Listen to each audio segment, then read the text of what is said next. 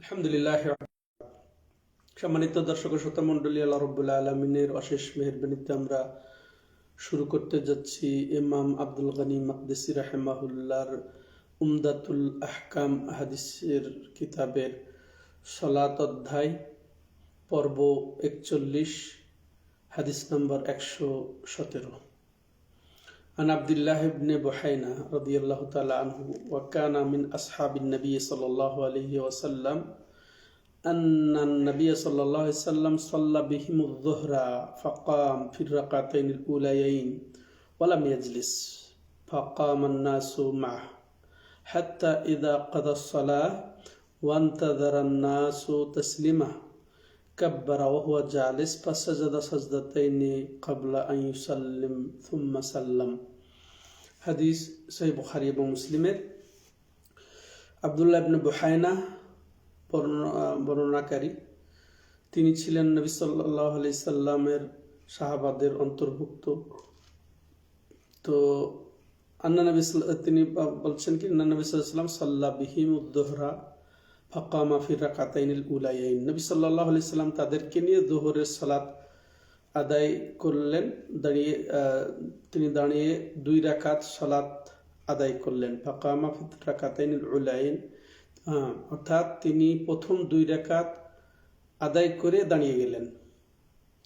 ওয়ালাম ইয়াজলিস, বসলেন না। উচিত ছিল বসা প্রথম বৈঠক। জোহরের যেহেতু প্রথম 2 রাকাত শেষ হওয়ার পরে দাঁড়িয়ে গেলেন, এটাই বলতেছেন বর্ণনাকারী, বসলেন না। ফাকামান নাসু মাহু, মুসল্লিগণ সাহাবী মুসল্লিগণও দাঁড়িয়ে গেলেন তার সাথে। হাত্তা ইদা কাদা সালাহ, এরপর নবী সাল্লাল্লাহু আলাইহি সাল্লাম যখন সালাত পূর্ণ করলেন, ওয়ান্তাযার নাসু তাসলিমাহু, মুসল্লিগণ তিনি সালাম ফিরবেন, 4 রাকাত শেষ, এখন সালাম ফিরবেন, এই অপেক্ষায় থাকলেন। কিন্তু কি হলো, কাব্বারা ওয়া হুয়া জালিস, বসা অবস্থাতেই, এটা তো হিসাবে তো দ্বিতীয় বৈঠক, কিন্তু প্রথম বৈঠক ছেড়ে দিয়েছেন, ওই বৈঠকের মধ্যে বসা অবস্থাতেই তিনি তাকবীর বললেন। ফাসাজাদা সাজদাতাইন ক্বাবলা ইউসাল্লিম, সালামের পূর্বেই তিনি 2 সিজদা দিলেন। থুম্মা সাল্লাম, এরপরে সালাম ফিরলেন। তো হাদিসটিতে আমরা যা বুঝতে পারলাম যে ইমাম যদি ভুলে যান প্রথম বৈঠক করতে, 3 রাকাত বিশিষ্ট 4 রাকাত বিশিষ্ট সালাতের প্রথম বৈঠক ভুলে যদি 3য় রাকাতের জন্য দাঁড়িয়ে যান, তাহলে আর ফিরে আবার বসা লাগবে না।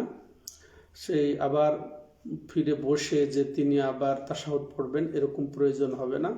বরং এর বিপরীতে কি করবেন, 2টি সিজদা দিবেন, সহজ সিজদা যেটা আমরা জানি সালামের পূর্বে। এটা আমরা বুঝলাম হাদিস থেকে স্পষ্ট। তার দলিল হচ্ছে কাবলা ইউসাল্লিম, তিনি সালামের পূর্বে 2টি সিজদা দিলেন।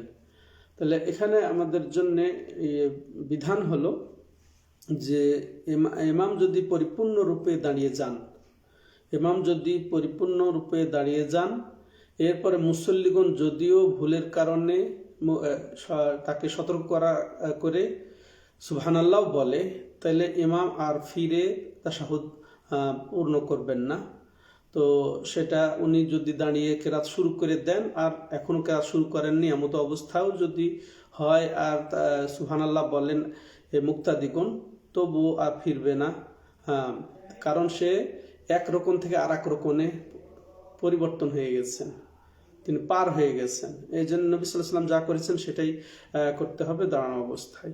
তো এটা এমন যে যদি পুরা দাঁড়িয়ে যান, তো যদি এমন অবস্থা হয় যে তিনি ওই যে সিজদা থেকে উঠে দাঁড়ানোর ভঙ্গি করেছেন, অর্থাৎ এই যে পায়ের নলা, পা উরু, এটা যদি সোজা না হওয়া পর্যন্ত যদি স্মরণ হয়ে যায় বা স্মরণ করিয়ে দেওয়া হয়, তাইলে তিনি আবার বসে তাশাহুদ পূর্ণ করবেন।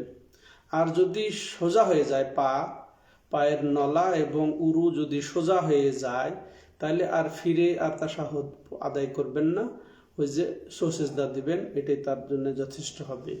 এটা আমরা বুঝলাম প্রথম মাসলা। দ্বিতীয় মাসআলা, যে ইমাম যদি ভুলে এইভাবে দাঁড়িয়ে যান, তাহলে মুক্তাদিগণ যদিও জানছেন যে এটা ভুলক্রমে দাঁড়িয়ে গেলেন ইমাম, তখন কি করবেন মুক্তাদিগণও ইমামের অনুসরণে তারাও দাঁড়িয়ে যাবেন, তারা বসে থাকবেন না, বরং ইমামকে ফলো করবেন, যেটা সাহাবায়ে কেরাম করেছেন। এটা এই হাদিস থেকে এটা আমরা বুঝতে পারলাম। তৃতীয় মাসআলা যেটা আমরা বুঝবো যে এই এই হাদিস থেকে বোঝা গেল যে সহসিজদা এটা রোকন নয়, ওই প্রথম বৈঠক এটা রোকন নয়।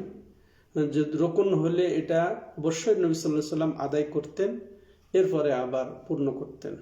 যেহেতু তিনি আর ওটা আদায় করলেন না, আর রোকনের বিধান হচ্ছে যেটা পূর্ণ করা ছাড়া সালাত হবে না, বাতিল হয়ে যাবে, তো এটা ছাড়াই তিনি সহসিজদা আদায় করলেন। সহসিজদা হাম্বলি মাযহাব অনুযায়ী বা এটা হাদিসের দাবি, এটা যেটা এই হাদিসে যেটা প্রমাণ হয় সেটা কি, যে এটা ওয়াজিব।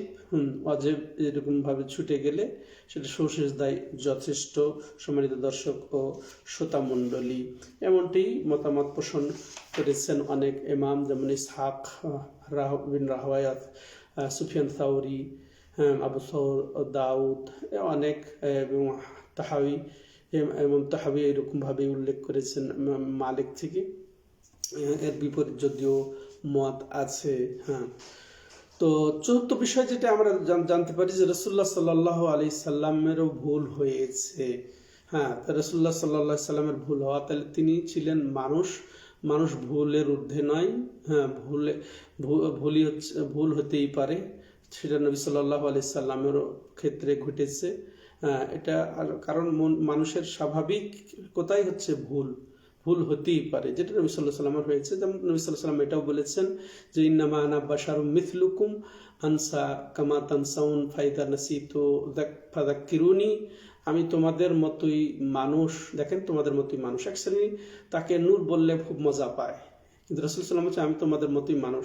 তোমাদের মতো মানুষ মানে কি, আমি তোমাদের প্রকৃতির, তোমরা যেমন আদম সন্তান আমিও আদম সন্তান। তিনি আদম সন্তানেই তিনি ফখর করেছেন যে আনা সাইয়্যিদু ওয়ালাদে আদম, আমি বনি আদমের হচ্ছেন নেতা হয়ে তিনি সম্মানিত। তার কাছে ওহী এসেছেন লা ইলাহা ইল্লাল্লাহ, এটাতে তিনি সম্মানিত। কিন্তু প্রকৃতিগতভাবে তিনি মানুষ যেমন ভুলে, তিনিও ভুলেছেন। এই যে এটা তার প্রমাণ। সম্মানিত দর্শক ও শ্রোতা মণ্ডলী, আজকে এ পর্যন্তই।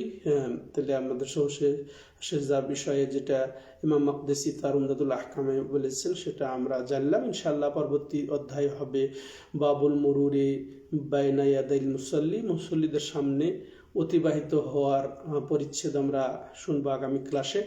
তো আল্লাহ রাব্বুল আলামিন আমাদেরকে যথাযথভাবে সালাতের বিধিবিধান জেনে আদায় করার তৌফিক দান করেন।